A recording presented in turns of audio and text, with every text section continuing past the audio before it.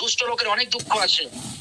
হ্যাঁ, দুষ্ট লোক অনেক সময় রাস্তাঘাটে আমরা যাই, দুষ্ট লোকের তাদের অ্যাক্সিডেন্ট হয়, সাংঘাতিক অ্যাক্সিডেন্টে মৃত্যুবরণ করে। সাংঘাতিক অ্যাক্সিডেন্টে মৃত্যুবরণ করে।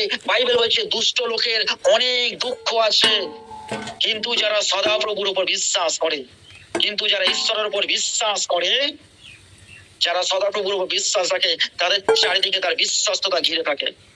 তবে আজকে আমরা ঈশ্বরের কাছে প্রার্থনা করব যেন সবাই ঈশ্বরকে বিশ্বাস করে, যেন সবার মন পরিবর্তন হয়।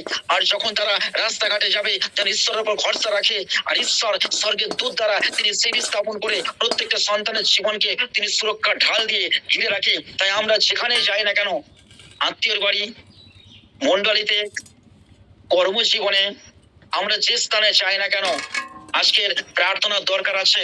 আজকের এই প্রার্থনার দ্বারা কিন্তু অ্যাক্সিডেন্ট কমবে।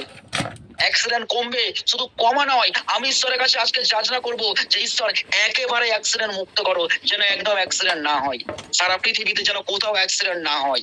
প্রেম সে বলি হালেলুয়া। প্রত্যেকটা মানুষ যেন